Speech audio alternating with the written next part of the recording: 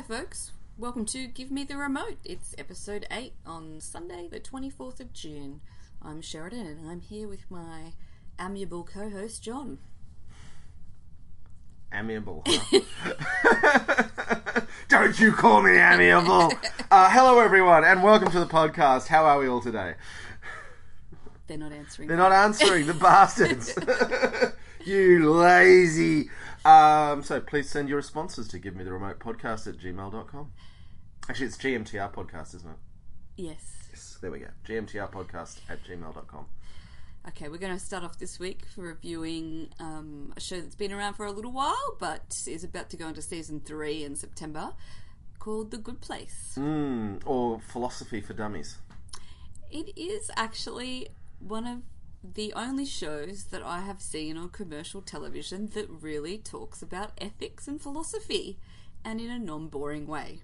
The fact they can make it a non-boring way is the real achievement of the show. And, I mean, it's got a stellar cast of very funny people as well. So the premise of the show is Eleanor, is that her name? Kristen Bell, I think, is the actress. Yes.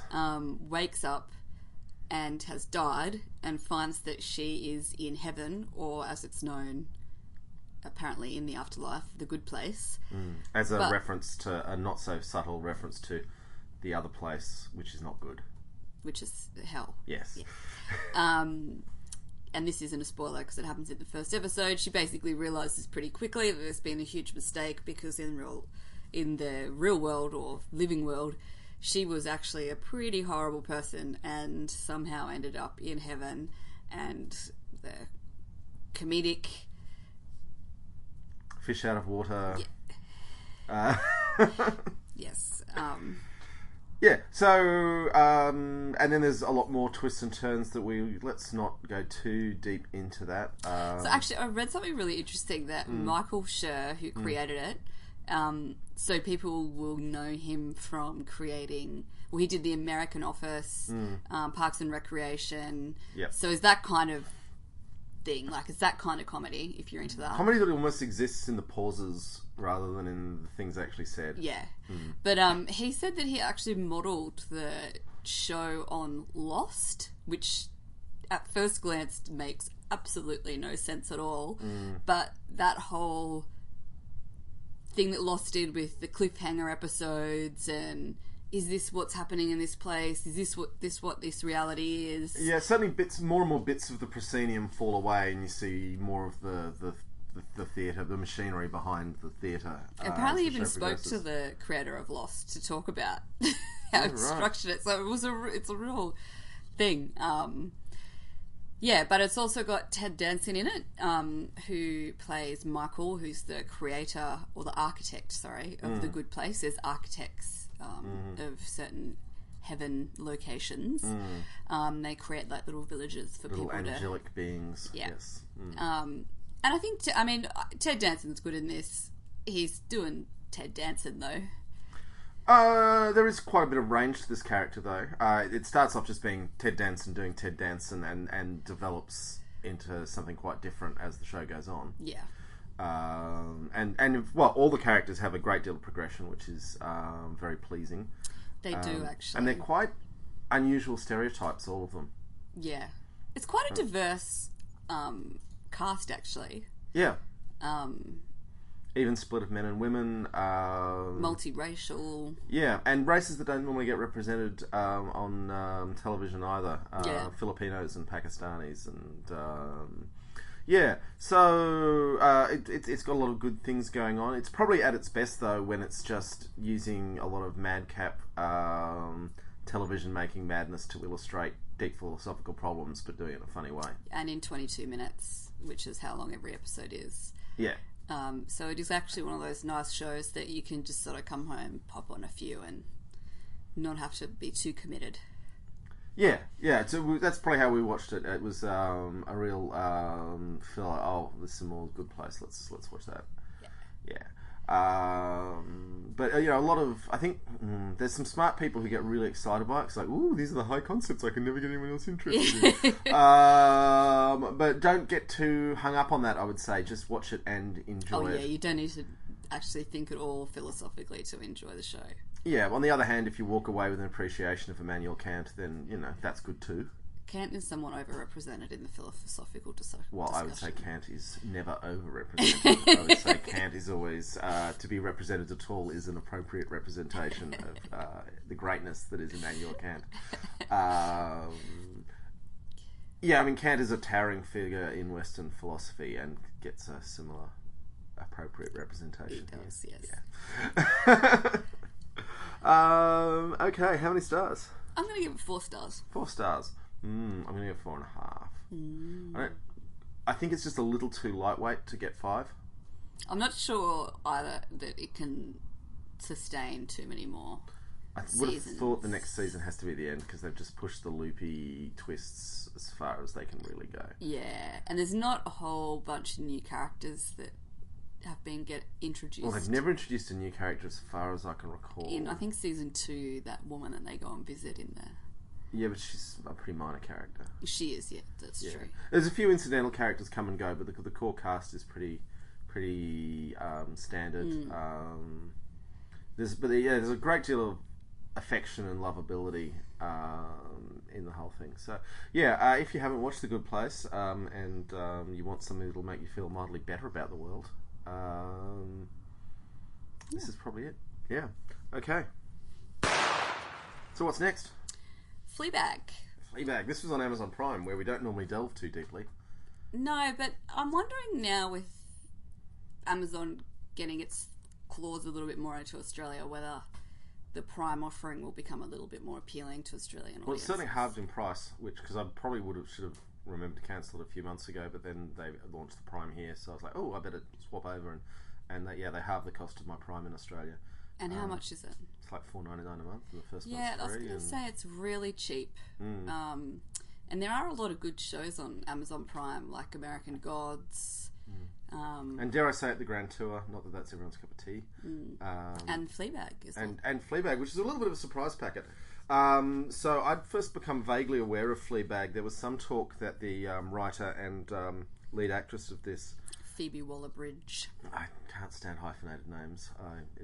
I don't know if she has really had a say in that, though. Makes me like her a lot less, and I liked her quite a lot beforehand. But, yes, anyway, so she had been talked of as a real potential Doctor Who, which is where I was like, who's this woman that they're saying could be Doctor Who? She would have been an amazing Doctor Who as well, but who knows, maybe the new one's going to be good too. Anyway, so she's written this thing, she is the lead actress. Did you know she doesn't have a name in this show? No one names her. Her name is Fleabag. Yeah, right. Well, except she's never called Fleabag. She's never addressed as Fleabag. It's a bit like Doctor Who, really. Ooh! So, I mean, how would you describe it? It's basically a woman in her... early 30s, do you think? Or late 20s? Late 20s? Late 20s, early 30s. Living in London, single, navigating sexual encounters, relationships with sister, friends. And I mean, season family. 1, as it goes on, it turns out that you're actually getting to the bottom of a mystery. It doesn't launch that way, and it takes until the last moments of that first season to actually figure out what the hell's been going on the whole time, which is kind of cool, the structure of it. It is. It turns quite dark, actually, in a lot of ways. Yeah, I mean, it's quite obvious early on that she's a woman dealing with an awful lot of emotional damage. Yes. She's not right. She is definitely damaged. She's dealing with a lot of trauma, and not dealing with it particularly well, but she's dealing with it in the same ways that most people deal with trauma and stay functional, which is rampant alcoholism and meaningless sexual relationships. Which is funny to watch. It is. And highly relatable. And I think it's quite striking the way she uses looks to camera as well.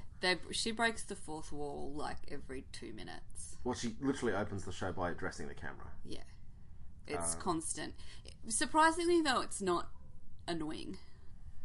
But I really feel it's like I felt like I was being taken into a confidence, and she stops addressing the camera pretty much after that first episode, as far as I recall, but there's a lot of just significant looks where she's looking at you and winking, and you're like, I know what you're thinking. Well, it's actually a way, too, that they develop her likability for the audience. Which they have to, because she's quite hideous in lots of ways. Yeah, and then, by the end of it, you are really a little bit torn about whether you do want to like her or not. I think I'd still want to be friends with her. Wouldn't necessarily trust her with my husband, but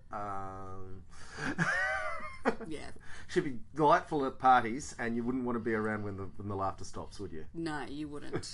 But we all know a lot of people like that, don't we? Yes. Some people might even say we're people like that. So it's a good portrayal too of sisters as a relationship. It's funny, yeah. The sisters are really, really are that conflicted. They really have been around each other so much they hate each other. They quite get a lot. that comfortable kind of tension that sisters have with each other, where you can tell them to F off, and then have a screaming match, and then 2 minutes later turn it around and everything's hunky-dory and it's like it never happened. Yeah, and also I think a willingness to tell hard truths to each other that it definitely doesn't exist in brothers. But to also not accept actual criticism from each other and find that difficult to do. It's a very, complicated relationship. Yeah, and they depict it really well. I think the depiction of the mother-in-law by the actress whose name I can never remember. Her name's Olivia Colman from Peep Show. Yes, from Peep Show. She is just foul in this. In fact, is there a single character who isn't foul at some point, except maybe the boyfriend who cleans the house every time she breaks up with him? And even he's a bit of a dick. No, he's horrible. In what way is he horrible? Well, because he's just so sycophantic and just goody-goody and... But he does actually ditch her for another chick at the end. Well, that's not a spoiler, it's a real side plot. But he's just dull. Mm. He's so nice, but not in a Well, see, that's the way. thing, that's what I'm saying. Most of them, the more likeable the characters are in this, the more objectively hideous they are. It's almost Seinfeldian like that. Mm. Good Seinfeld, I would say, versus bad Seinfeld, such as comedians in cars getting coffee, where everyone tries to be likeable and comes across as hideous as a result. That's where Seinfeld went wrong. So it's pretty short. We knocked it over in 2 sessions, I think, didn't we? Yeah. So it came out in 2016, and apparently they're releasing season 2 next year, which is quite a big break amount of time. Oh, I would say the TV network folk were shoveling bags of money up to her house, and she would have been saying, "No, the story's done. I want to do something else." Possibly thinking she was getting it in Doctor Who, but that's fallen through. I think apparently she starred in the Han Solo movie that came out recently, but I haven't seen it, so I don't know what character she played. So. That's got me a lot more interested in that Solo movie. I don't know if it was a major part. Yeah. But it is achingly funny and desperately modern, and it's not everyday still. I guess Amy Schumer's done it a bit with This Is a Modern Woman Who's Sleeping Around and Drinking Too Much. This is a little bit sadder than that. Because Amy Schumer can get pretty sad when she goes into that stuff. It's a bit rawer, though, this, I think. I guess with Amy Schumer you always feel like it's a bit... whereas this feels like it's a real person. Yeah, and with Amy Schumer, she does, even when it's not enjoyable, she's doing it for the purpose of having fun. Yeah. She doesn't... I guess she's a stand-up, so quite a different context, but you feel like Amy Schumer's sort of out there having sexual encounters for the purpose of her own enjoyment. It's just that sometimes they go bad, whereas this character is often not having sexual encounters for the purpose of her own enjoyment. She's doing it to fill some sort of deep, horrid hole. Or just to be touched. Yeah. It's a bit... there's a sense of desperation and sadness about it. Speaking of horrid holes, no, let's move on from that. I don't think I want to know where that was going. Alright, so how many stars? I'm going to give it a half star more than The Good Place, which means it comes out at around 5. I'm going to give it 5 stars too. Yeah, woo, 5 double stars, 5. Okay, cool. So what's next? Hannah Gadsby's Nannette, a Netflix special by Australian stand-up comedian Hannah Gadsby. Now, what we're going to do here is... in my role as a man, I'm just going to shut up and let you talk for it. And then I'm going to put my hat on simply as a podcast reviewer and not as a man and have my things to say. I'm sort of now intrigued about what your views would be as a man, but anyway. I think this was one of the best things that I've seen on TV, movies, live show for a very long time. So I don't know. That's pretty Is this lofty. the bit where you want me to say something? Sorry, I'm getting these looks from Sheridan who actually wants some conversation to get this going, because there is this stuff in here where Hannah Gadsby literally says, I don't care what any man thinks or has to say. Straight white man, just like straight man is what she says. Yeah. I think she's okay with the queer guys thing having a few. I don't know. It's problematic, and I'm going to talk, like I said, on the basis that this is a podcast that I talk in and we're talking about the show. And I also think that she does actually talk in parts in this how her identity as a what's the correct way to say it? Lesbian. Is that okay? Yeah. Okay, it's turning a bit of a minefield, isn't it? So as a lesbian woman is not actually the sole quanta of her identity as a human being. Yeah. And similarly, the fact that I'm a straight white man is not the only things that make me who I am. So let's try and check those other bits a bit, I guess. So I'm really glad I thought about this. I was confused at the start because it starts with her just walking into a house and putting her keys in the hall table and feeding the dogs. And we were literally looking at each other going, oh, is this going to be some sort of sitcom? We thought we were getting a stand-up comedy. And then it cuts to what it could have done, which is just her alone on a huge stage. We think it's the Sydney Opera House. It is Sydney Opera House. With an enormous audience in, and just I think just one spotlight. Talking at a microphone, no props, no tricks. I don't think she's even got a glass of water anywhere near her. Just delivering this incredible monologue. Yeah, and I mean it does for the first half play pretty much like a normal stand-up show. That's a bit political. I'd say it's even probably the first 3/4. Yeah. But then she brings in some extremely personal experiences and reflects on those and their effect on her place in the world and her comedy. And I mean it is extremely emotional. I was bawling my eyes out. She has an amazing ability though to make you, well, first of all, she tells you what she's going to do. She tells you how she sets her comedy up. And then she does it. She does a great line, though, where she says, I'm a master of tension. And that use the word master is also an interesting loaded one. She says, I'm a master of tension. And she uses her ability to control the tension in the audience through her storytelling. But it's so... But you know what she's doing while she's doing it. And it still has 100% effect on you. But it is one of those ones of... You're crying, and then you're laughing, and then you're wondering about the whole world, and then you're laughing again, and you're crying, and you're like wanting to call your mum. And look, when I was, it really made me think of this. So I'm going to tell a little story here. When I was a 19-year-old boy, I watched Henry Rollins' Tales from the Box video, which is a spoken word video, similar in format in some ways, a lot of ways actually similar in format to this, and it seemed very deep and meaningful to a 19-year-old boy. Looking back, Henry Rollins has turned out to be an appallingly awful human being and not the role model that I hoped he could be. Although I'm a man in my 40s now, so I need to stop looking to role models and just start being the person I want to be, I guess. So maybe we outlive our heroes. And this felt very similar watching it to... Which is quite exciting to feel like you did when you were 19. Only it's a lot more grown up and a lot more serious and nowhere near as shallow as Henry Rollins. But, you know, you can only take in so much at a time depending on your stages of development. I mean, if you haven't watched this yet, you really should. It's so good. It is actually like a significant moment, not just in comedy, but it's a cultural milestone. It is. People are going to be talking about this for decades. Yeah, it's a really, really important piece of work.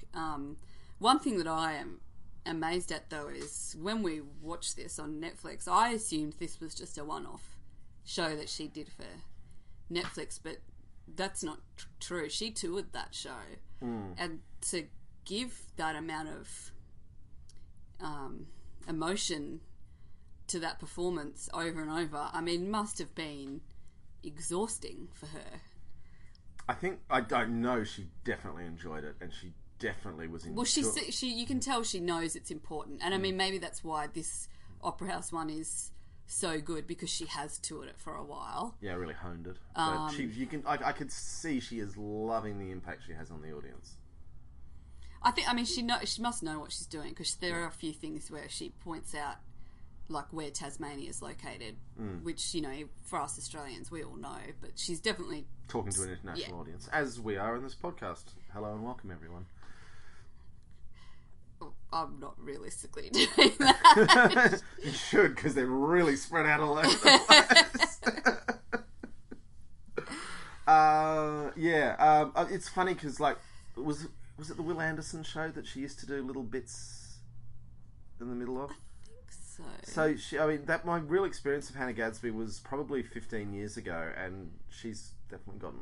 I've always liked her. I've never thought of her as one of my favourite comics or anything. No, she's always quite a light entertainment figure on the fringes of things. I mean, she did a show in Australia about the nude, as in paintings and artistic imagery of the nude. Yeah, I could listen to her talk about art history. Which, I mean, for me, she should ticks all my boxes, because I love comedy and have a master's in art history. So really, I should just be loving Hannah Gadsby more than anything. And she does some really, I have to say, funny things in this show about art history. Which, mostly destroying pompous men. Yeah, but the one thing that But in a funny way. That's it's probably... I'm probably a little bit biased because I did an actual thesis on the exclusion of women from the art historical canon, so maybe it was resonating with me a bit more than others. But I actually really liked how she was able to place how women have been excluded through historical discourse and explain that to people in like a really easy to understand, funny way. She actually does that I think a lot of people that would never have thought about that would go, oh, I never really realised that was happening. I see that now. But I don't know, maybe I'm just biased. Yeah, I mean, the exclusion of women from the historic record is definitely something... It takes a long time to realise it happened. Because I understand why schools try not to get too bogged down in it, because they're trying to get a lot of other stuff across. But when she explains how it happens. Yeah. That's... No, it's... one thing I would like to know, though, is how... I mean, because I don't know a lot of right-wing, straight white guys. I would be curious to know what they think watching this show. I would guess most of them who watched it to the end would be questioning a few things about their lives, but most of them would just start feeling uncomfortable and turn it off or leave the room. Because I do know quite a lot of right-wing white males, and that's generally how they respond to anything that makes them uncomfortable. And then maybe make some puerile jokes about it. I mean, she's not making it for them at all. Never happened. And she says that over and over. She does. But I mean, your dad's watched it. Yeah, I know, but I wouldn't say he's necessarily right-wing, but he's quite conservative. And that is true. But he cares about people.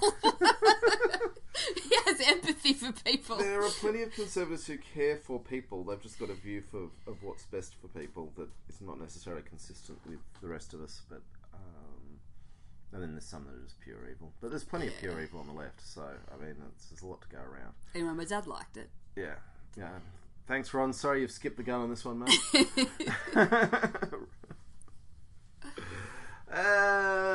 Now, what I was trying to say about the intro with the dogs at the start that I liked was it at least gave a sense that she's basically okay. I totally agree. We didn't talk about that before, did we? I'd sort of mentioned that the intro makes you go like, oh, is this going to be a sitcom? And then it cuts to the comedy. Outside of the podcast. Yeah. Because that was, I actually, when I saw her because it's not giving anything away, but at the end, you see her on the couch with her dogs again, the same way as in the intro, and you do actually have this feeling of, oh, thank Christ she's all right. she's got a life. She seems happy in it. Yeah.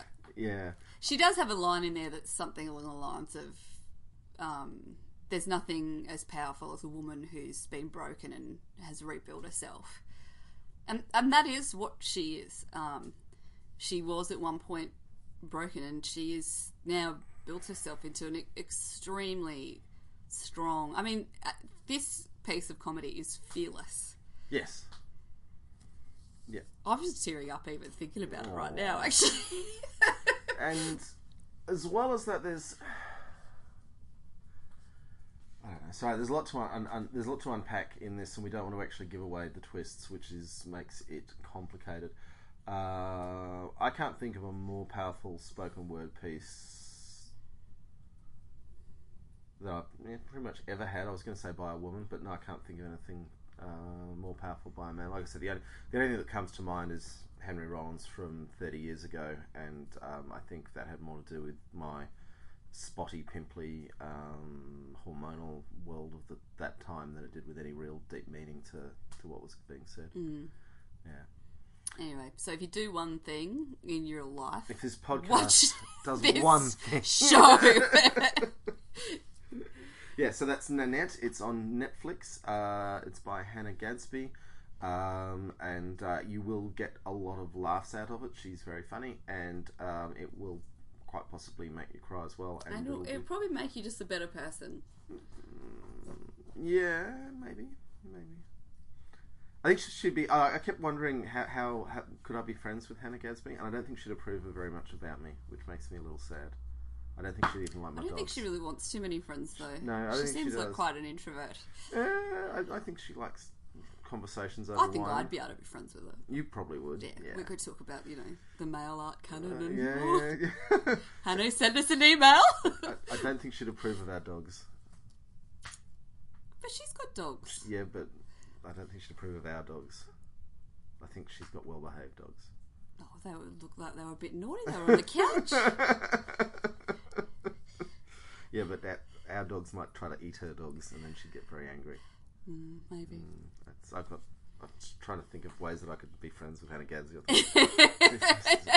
Maybe at the dog park, dogs could be friends. We need to move to Melbourne, find what dog park Hannah's going to. I don't think it'd be worth it. I don't think she wants me as a friend anymore.